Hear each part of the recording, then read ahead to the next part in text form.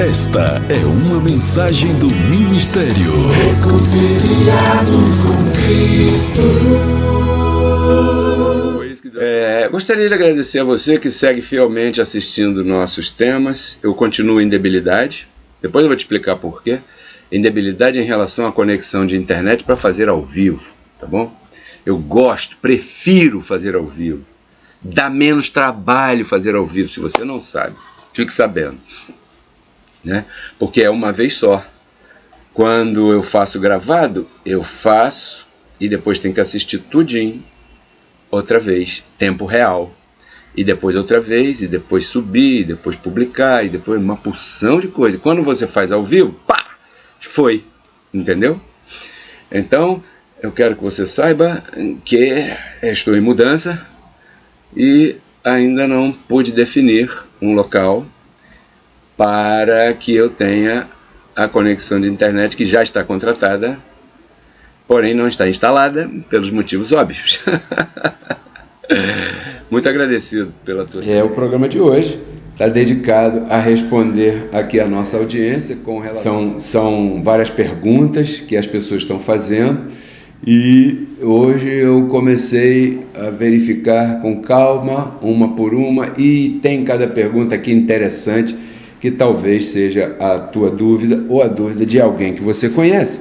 Por isso, nós vamos começar dessa maneira aqui. Bem, aqui tem uma pergunta de um abençoado chamado Noel Nunes.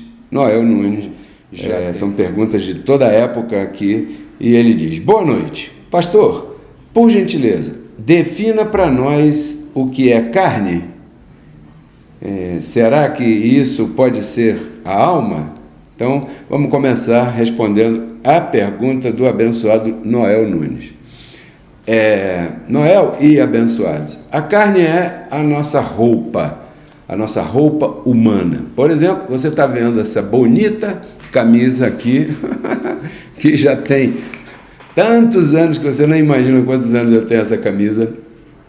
Essa camisa é o Pedro Kelly? Certamente você diria, não. Essa camisa é a roupa que está vestindo o corpo do Pedro Kelly.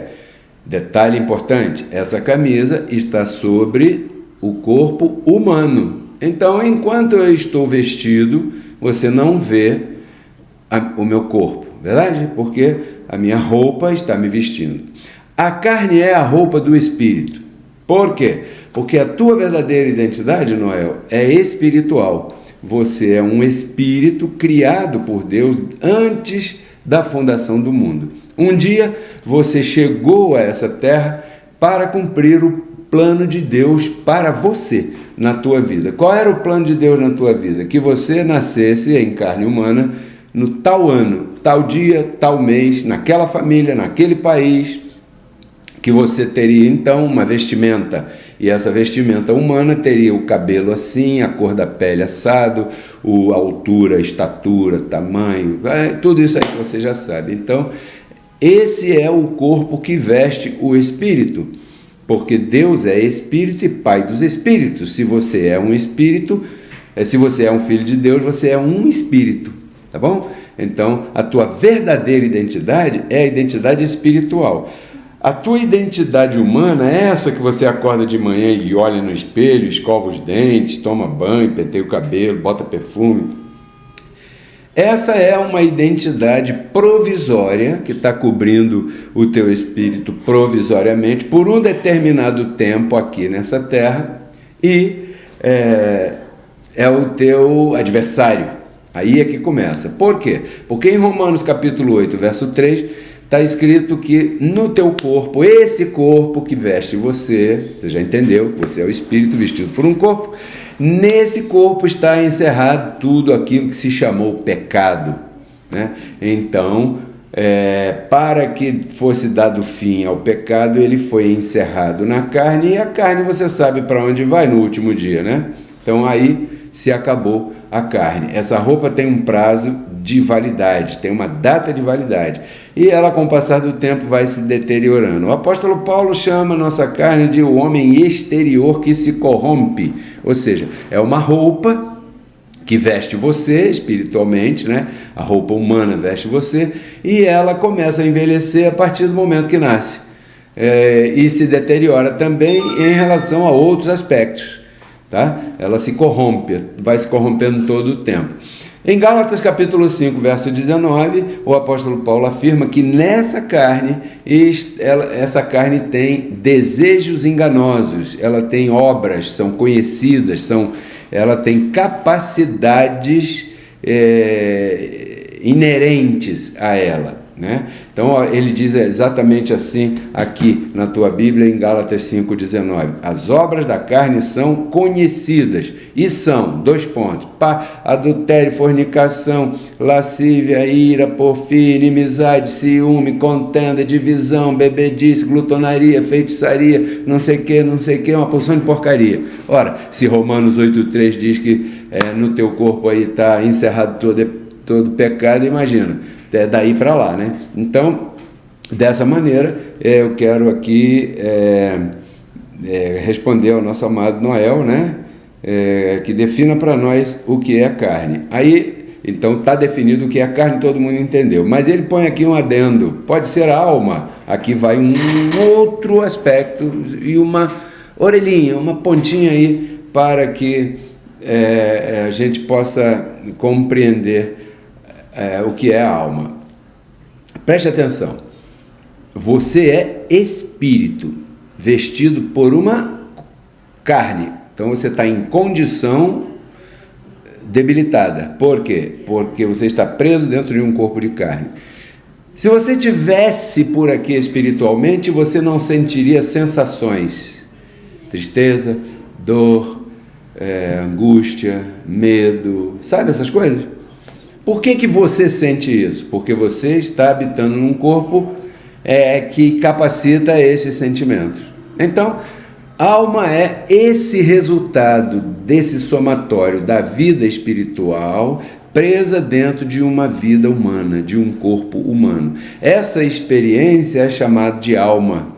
O apóstolo Paulo fala em corpo, alma e espírito. Então a vida almática, a vida humana, a vida que tem essas sensações de um espírito vivendo angústia, de um espírito aperfeiçoado vivendo medo, um espírito abençoado e escolhido por Deus, predestinado, vivendo uma sensação de tristeza, de pena, por exemplo. Os anjos não sentem pena. Por quê? Porque os anjos, eles não estão em condição carnal, eles estão em condição espiritual, então eles não sabem identificar o que é pena, o que é misericórdia, o que é alegria, o que é isso. Eles não sabem isso, porque esses são sentimentos ligados a vida de um espírito vivendo num corpo de carne, entendeu? Então, por isso que existem esses tipos de sensações. A isso nós chamamos de alma. E quando você tem a mente de Cristo ativada, essas sensações, elas ganham uma nova dimensão, muito melhor e superior, que a gente pode entrar nisso num outro momento. Vamos passar aqui a segunda pergunta, né? Segunda pergunta, Stefânia Marques. Boa tarde, Pedro. Estou gostando dos seus vídeos e acredito, diz ela. Mas hoje eu fiquei aqui pensando, se o Espírito é perfeito, por que será que Deus mandou a gente para essa roupagem de carne? Sei que é para nosso crescimento e aprendizado, mas o Espírito é perfeito. Ou seja, ela está aqui com uma dúvida muito pertinente, né? Porque parece que ela está com a mente de Cristo ativada, está com a inteligência espiritual funcionando, e ela está pensando aqui, poxa, eu gosto dos vídeos, eu acredito, mas se o Espírito é perfeito, por que Deus mandou a gente para viver dentro desse corpo tão ruim? Outro dia eu ministrei um tema que falou um pouco sobre isso, eu não sei se vocês que estão aí vão lembrar, talvez sim. Bom, aqui vai. Ela mesma diz, sei que é para nosso crescimento e aprendizado. Então a resposta seria o seguinte, lá em Gênesis, depois do pecado de Adão, Deus expressou uma frase. Você lembra qual foi? Vê se você lembra aí. Eu vou dar 2 segundos para você responder a ti mesmo qual terá sido essa frase que Deus expressou ali. Logo depois do pecado, não lembra? Ele falou assim: eis que o homem agora é como Deus, conhecedor do bem e do mal. Pois muito bem. Então, depois que isso aconteceu, Deus disse assim: agora o homem é como Deus. Agora pode haver uma relação, porque ele conhece bem e mal. Então, todos em carne somos descendentes do primeiro homem, e isso está inerente na nossa carne. Quando nós entramos pelo útero da nossa mãe e atravessamos para o lado de cá, e eu não estou falando nenhuma heresia aqui, nenhuma bobagem, Isaías 46, verso 3, depois você pesquise aí em diante, tá bom? Você vai ver que esse foi o túnel do tempo para você que estava somente em espírito, agora está vestido por um corpo de carne. Isaías 46, verso 3, Deus fala assim: vocês que eu trouxe através do ventre, né? Quando você está do lado de uma montanha e tem um túnel e você atravessa para o lado de cada montanha, você atravessou através da montanha, pelo túnel. Então o útero da mulher é o túnel que vestiu você com esse corpo de carne, como lá atrás está escrito que de pele e osso me entreteceste, me vestiste, né? Ou seja, vestido de carne e osso, está escrito lá atrás, depois eu não quero falar o verso errado aqui, né? Isso pode estar lá em Jó, eu acho. De pele e osso me vestiste, o teu cuidado guardou o meu espírito. Guarde essa palavra aí. Então, essa pele e esse osso que te vestem são a tua roupa. Para quê? Para que você pudesse discernir bem e mal e dessa maneira fosse igual a Deus. Quer dizer que ao conhecer bem e mal, é uma coisa só, não é conhecer o bem só. Não, eu não quero mal não, eu sou bonzinho e eu quero só o bem. Isso não existe. É bem e mal. É igual semear e colher, é uma lei só, é um princípio só, o princípio de semear e colher.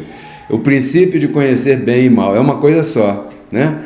É igual o dia e a noite, um não existe sem o outro. Eles estão juntos, é uma coisa só. Pare para pensar nisso, esse é um mundo assim.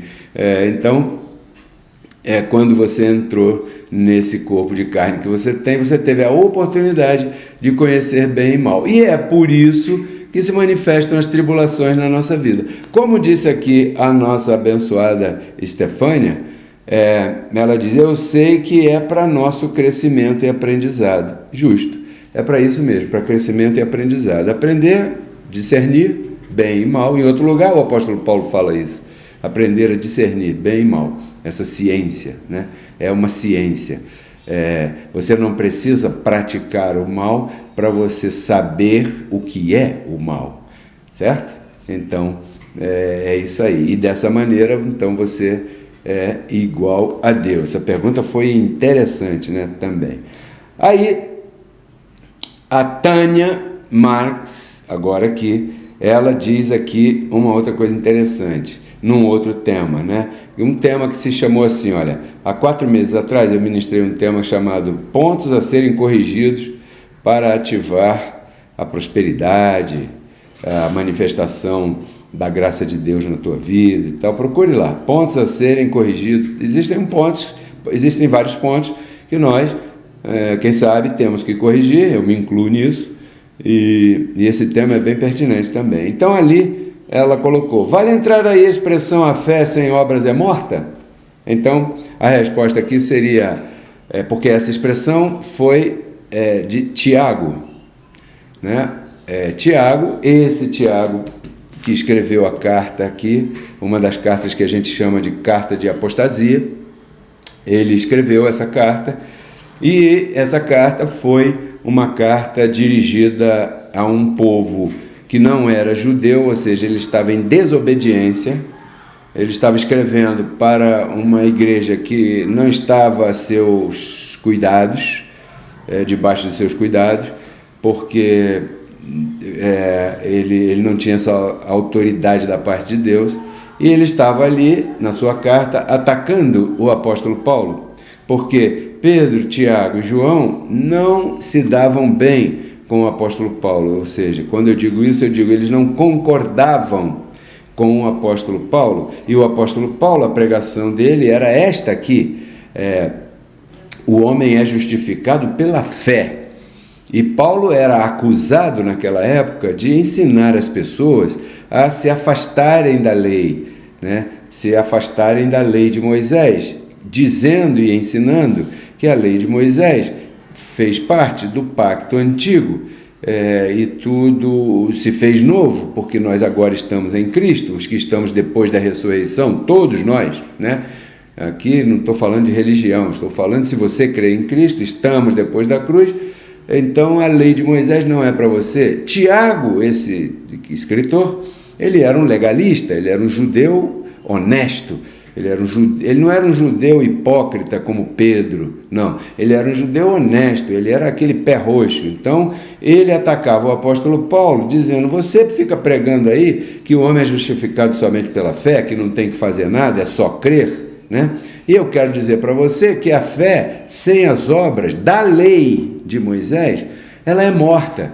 Muita gente pega esse versículo e confunde, tira do contexto, e a fé sem obras é morta.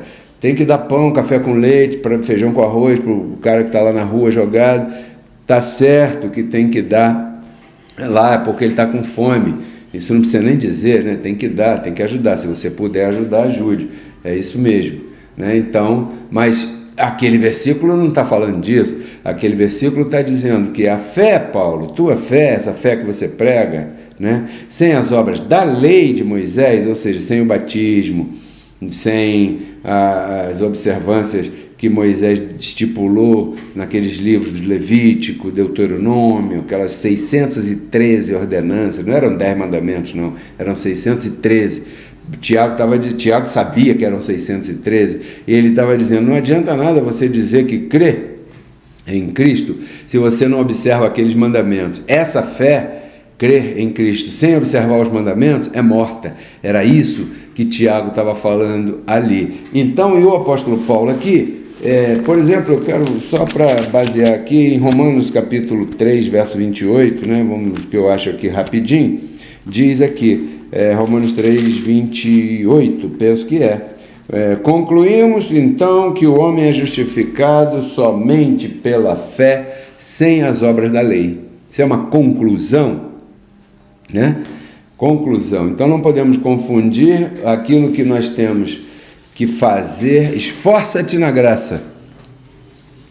Está escrito isso, né? Cuida da tua salvação com temor e tremor. Que salvação? Salvação diária. Eu estou cuidando da minha salvação quando eu estou ministrando a palavra para você, mas eu também estou cuidando da minha salvação quando eu procuro dormir as horas mínimas, a quantidade de horas mínimas que eu tenho que dormir. Quando eu procuro controlar o peso do meu corpo, eu estou cuidando da minha salvação diária, né? Quando eu paro de comer mal, comer bobagens, bobagens são gostosas de comer, é verdade? É difícil parar de comer bobagem, mas aí é que está o segredo do negócio. Bom, mas isso é outro assunto. Então, você tem que se esforçar para viver uma vida de reinado, de vitória em vitória. Por exemplo, semear a tua semente, separar de acordo com a tua prosperidade, semear no ministério que te instrui, não é fácil, tem um certo esforço, porque você tem muita coisa para fazer com esse dinheiro. Mas, quando você compreende que semear é uma das primeiras, ou se não for a primeira que você tem que fazer, esse é um esforço tremendo. Então, quando Paulo diz esforça-te na graça, ele está dizendo que tudo requer da nossa parte alguma coisa. O único aspecto que não requer nada de nós é a salvação espiritual, porque a salvação espiritual a gente não pode acrescentar nada, né? A Juliana Barbosa pergunta aqui, aonde é a sua igreja? E a resposta é: por agora, nestes dias, nós estamos ministrando pela internet, no YouTube Pedro Kelly RCC e no Facebook Pedro Kelly. Então, é por aqui que ministramos. Pretendemos fazer uma convenção Reconciliados com Cristo num futuro próximo, onde nós anunciaremos em tempo oportuno. João Galvão, muito agradecido pela sua participação. João Galvão pergunta o seguinte: somente uma pergunta, 2 pontos. Dízimo é desse tempo da graça ou não? Ih, rapaz, olha aí. Eu noto. João, muito agradecido pela sua pergunta. Isso me dá a oportunidade de falar aqui bastante coisas aqui. Não vou me estender muito, mas eu noto que esse assunto é um assunto que está presente nos comentários de várias pessoas que estão aí, né, por aí pela internet, que falando que... tá chegando perguntas aqui, peraí. Falando a respeito disso, dízimo, quando as pessoas ouvem essa palavra, elas até mudam de canal. Por quê? Porque de tão maltratadas, defraudadas e enganadas que elas foram, as pessoas têm muita dificuldade quando o líder de algum ministério comenta a respeito da oferta, da semente, da contribuição para que a palavra corra. É bem verdade que o apóstolo Paulo só cita a palavra dízimo lá em Hebreus capítulo 7, falando da tribo de Levi, que a tribo de Levi foi instituída e levantada no pacto anterior, no pacto da lei, para exercerem o serviço sacerdotal no tabernáculo. O que era o tabernáculo? Para não estender muito, entenda assim: o tabernáculo era a congregação onde os israelitas faziam e participavam da sua religião judaica, né? Porque israelita é uma coisa, é o cidadão do povo de Israel. O judeu significa aquele que pratica a religião judaica. Qual é a religião judaica? A lei de Moisés. O brasileiro é o cidadão que nasce no Brasil. O católico é o que pratica a religião católica. Então, toda vez que você ouvir a palavra judeu, eu estarei me referindo a uma pessoa que é praticante da religião judaica. Não estaria falando especificamente do cidadão israelita. Está entendendo? Uma coisa é o povo, outra coisa é a religião da pessoa que ela frequenta. Então, lá no Velho Pacto, existia a tribo de Levi e era instituído por Deus essa questão aí. No Novo Pacto, o apóstolo Paulo, quando ele instrui a respeito da contribuição para que a palavra corra, em vários lugares, se engana quem pensa que Paulo não falou que você deve contribuir. Paulo falou. Só que, como nós estamos num pacto superior, um pacto superior e de melhores promessas, né? Assim está escrito, é claro que, então, esse entendimento da tua contribuição, ela agora é como agradecimento. Presta atenção. Abraão, quando entregou dízimos a Melquisedeque, não existia a lei de Moisés, porque Abraão, naquele aspecto, ele viveu ali aproximadamente 430 anos antes da lei de Moisés aparecer no cenário. Então Abraão entregou os dízimos ali. Por que Abraão fez o que fez?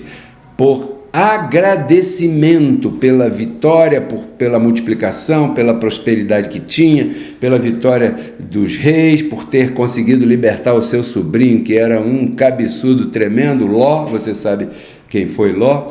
Então Abraão estava agradecido e apareceu Deus, o próprio Deus na frente dele, que Melquisedeque era o próprio Senhor, e ali entregou dízimos a Melquisedeque. Depois veio a lei, e a lei trouxe o aspecto do dízimo de uma forma feia, porque tudo que a lei apresentou foi feio.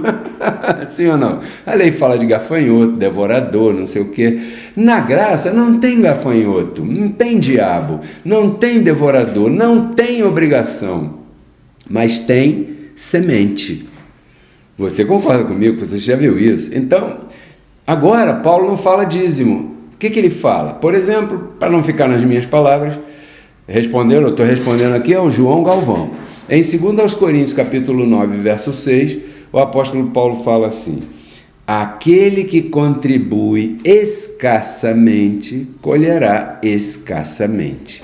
Aquele que contribui generosamente, colherá generosamente. Então o apóstolo Paulo agora jogou para cima de você, de mim. Ou seja, se eu quero colher generosamente, eu devo semear generosamente. Pedro Kelly, mas quantos por cento é generosamente? Aí a minha resposta para você é assim: eu não vou limitar. Quem sou eu para limitar a tua prosperidade? Quem vai julgar o que é semear generosamente é você. Não sou eu não. Entendeu?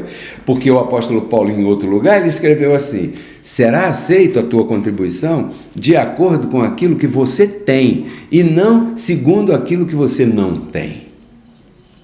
Então comece a semear de acordo com aquilo que você tem. Em 1 Coríntios 16, 2, o apóstolo Paulo fala assim: cada semana, de acordo com a sua prosperidade, separe de acordo com a sua prosperidade. Não é para semear tudo. Ele está falando para semear uma parte de acordo com a sua prosperidade. E semeie. Entendeu? Em 2 Coríntios 9, 10, Paulo diz que aquele que te deu a sementeira, né, multiplicará a tua sementeira para você continuar semeando. Né? Aquele que dá pão para comer, Deus dá semente a quem semeia e pão para comer, 2 Coríntios 9, 10, está por ali, procure lá. Então o apóstolo Paulo está falando em semente, né? Em outro lugar o apóstolo Paulo fala assim: se eu semeio nas suas vidas coisas espirituais, será que tem alguma coisa demais se você semear na minha as coisas materiais? Paulo diz assim: eu tenho muito mais direito de participar dessas coisas materiais que você tem aí, deve semear no ministério, muito mais do que muita gente com a qual você compartilha dos teus bens, e de repente essa pessoa não te retribui em nada. O apóstolo Paulo fala isso, né? Em outro lugar, né, o apóstolo Paulo fala que você deve compartilhar das tuas riquezas com aquele que te instrui. Gálatas 6, verso 7 ou 6, por ali, me parece. Então, na graça, dízimo é pouco. Agora eu matei. Porque o dízimo limita uma porcentagem. Eu não vou limitar a tua porcentagem. Aqui tem pessoas que semeiam e pelo valor eu sei que essa pessoa está semeando muito mais que 10%. Se essa pessoa está semeando mais que 10%, imagina quanto é a prosperidade que está chegando na vida dessa pessoa. Então eu penso que com essas 3 perguntinhas podemos encerrar o programa de hoje, porque já falei aí uns 30 minutos e eu não quero ser inconveniente e falar mais do que devo e dessa forma cansar, encher o teu saco. Nada disso. Vamos terminar por aqui, não é verdade? Mas foi isso que deu. Gostaria de agradecer a você que segue fielmente assistindo nossos temas. Eu continuo em debilidade. Depois eu vou te explicar por quê. Em debilidade em relação à conexão de internet para fazer ao vivo, tá bom? Eu prefiro fazer ao vivo. Dá menos trabalho fazer ao vivo, se você não sabe. Fique sabendo, né? Porque é uma vez só. Quando eu faço gravado, eu faço e depois tem que assistir tudinho outra vez, tempo real. E depois outra vez, e depois subir, e depois publicar, e depois uma porção de coisa. Quando você faz ao vivo, pá, foi, entendeu? Então, eu quero que você saiba que estou em mudança e ainda não pude definir um local para que eu tenha a conexão de internet que já está contratada, porém não está instalada pelos motivos óbvios. Muito agradecido pela tua semente. Se não fosse a tua semente, eu não poderia estar aqui. Agora na tua tela está aparecendo os nossos códigos Pix para que você semeie aqui no Ministério. Nesse momento eu convido você a semear agora. Pare o que você está fazendo, pegue o teu celular e faça o Pix relativo à tua semente a favor do Ministério Reconciliados com Cristo. Aí estão 2. Nós temos 4 chaves Pix. Se você está me assistindo e tem uma chave Pix diferente dessa aí, pode seguir semeando ali. Ou então troque para essas 2 aí também, tá tranquilo. Tudo está funcionando. A primeira é da conta na Caixa Econômica Federal e a segunda é da conta no Banco Itaú. A primeira sai com recibo em nome do Ministério. A segunda sai com recibo em nome do Pedro Kelly, que sou eu, muito prazer. Tenha a melhor semana, abençoado, não deixe de reinar em vida por nada nesse mundo. Você não é uma ovelha, você é um Deus. Tudo isso eu compartilho contigo para que você renove sua mente e transforme sua vida. Até a próxima. Abençoados. Reconciliados com Cristo.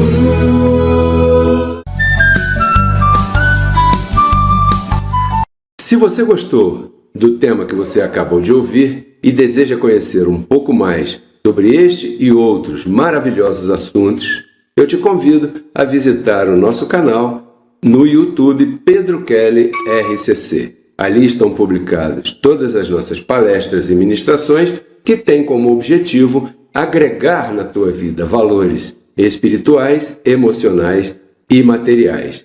Espero que você se inscreva no canal, que você goste do material e principalmente que você compartilhe com todos os teus amigos. Até breve. Porque Cristo na cruz não transformou a nossa carne, né? Ele resgatou o nosso espírito. A Bíblia diz que Deus estava em Cristo reconciliando consigo os seus filhos, né? E nos entregou a palavra da reconciliação. E a palavra da reconciliação é essa que nós pregamos.